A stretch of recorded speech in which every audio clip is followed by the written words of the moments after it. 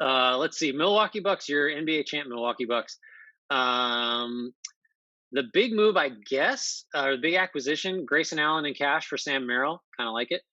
Signed Bobby Portis to a 2-year, $8.9 million deal. Got a player option on the second.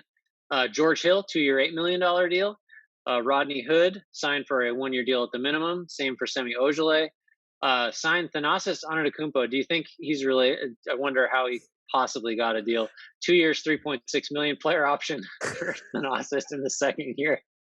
I'm going to tell you what, that's a more ridiculous player option than Corey Joseph. Signed Sandro.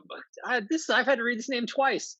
What happened to this guy? Sandro Mamukelashvili to a 2-way, and acquired Georgios Kalaitzakis, and that name I just read, who signed to a 2-way, a 2024 second, 2026 second from the Pacers for number 31, which was Isaiah Todd. They lost PJ Tucker. I'm sure we'll discuss that. Jeff Teague remains unsigned. Bryn Forbes went back to San Antonio, and Sam Merrill was outgoing in the Grayson Allen acquisition. What are your thoughts, Dan, on the NBA champion Milwaukee Bucks offseason? I gave them a C plus. I won't fight anyone who wants to like give them a B minus or something. I think I really like the Grayson Allen move for them. He's going to provide some more shooting, can do a little bit with the ball in his hands. Holds up better defensively. You don't want him to defend than people think, and you don't want him to defend up like Dante DiVincenzo can. But he's sort of insurance against one, what does Dante DiVincenzo look like, or when does he come back from his injury? And two, both of them are free agents at the same time. I would guess Grayson Allen is substantially cheaper, and so if you don't want to pay Dante DiVincenzo, or if you'd like to move Dante DiVincenzo in a deal in the middle of the season to make an upgrade, maybe Grayson Allen gives you a little bit of the flexibility to do that. Bobby Portis deal was obviously a home run, and I like the other moves that they made. Maybe George Hill will play like a good basketball player again. I don't understand why he had the leverage to get 2 years and that $8 million contract, which was fully guaranteed. So I wasn't in love with that, and I really only gave them a C plus for two reasons. Why does Thanasis have a player option?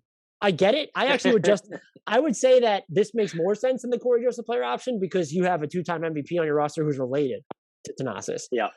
That being said, you should have re-signed PJ Tucker. I won't stand for the excuses of the cost of what they were trying to do for their tax bill.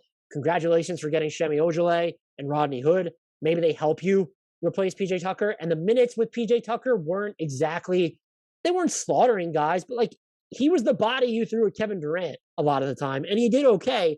You don't just have, Semi Ojeleye and Rodney Hood just can't do that. And the other thing is it's just extra depth where you were at a point where we criticized Bud for not playing his top players enough. They almost needed to lean on them too hard because there wasn't enough bodies around them. And they won the championship anyway, and they're deserved champions. Hat tip Kevin Durant's big toe. I just don't understand. I'm not a fan. I'm never going to cape for the billionaire team governors. And I think they rebounded nicely, which is why I'm not hitting them harder. But I still think based off how their best lineups are going to fare or what's going to become most important for them in the playoffs, I would rather have PJ Tucker on his 2-year, $14.5 million deal than this Bobby Portis 2-year, $8.9 million deal. And Bobby Portis played fantastic basketball for Milwaukee. I even recognize that PJ Tucker wasn't even providing enough defense at points to sort of offset what he wasn't giving you offensively. I just think based off how they're going to need to play when it matters most against certain tougher matchups, against healthier teams, PJ Tucker was really important to them, and to not keep him. And it seems according to that Instagram post that he threw up there, he wanted to go back to Milwaukee.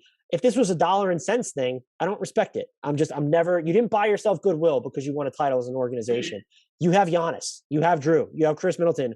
Your window to win is now. And you also could have kept everybody. So you get a C plus for that. I think you probably did a little bit more than people were expecting, especially if you would have said, oh, they didn't bring back PJ Tucker. So that's why you get the C plus. Again, that's an above average grade. I want to make that clear. They didn't bowl me over this offseason. Yeah, I was lower on this than you were, which was surprising to me when I saw your grade because I remember the Tucker thing bothered you more than me in the moment. But I went C minus. Just thinking about it, it's not like it was Rodney Hood and Semi Ojeleye or PJ Tucker, like you said. If you were willing to spend, which, goddamn, if you just won a title and you're not willing to spend now, like when are you?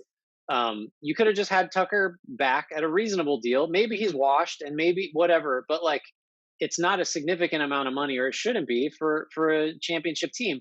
And so just on the principle of that, because I do think it was a dollars thing.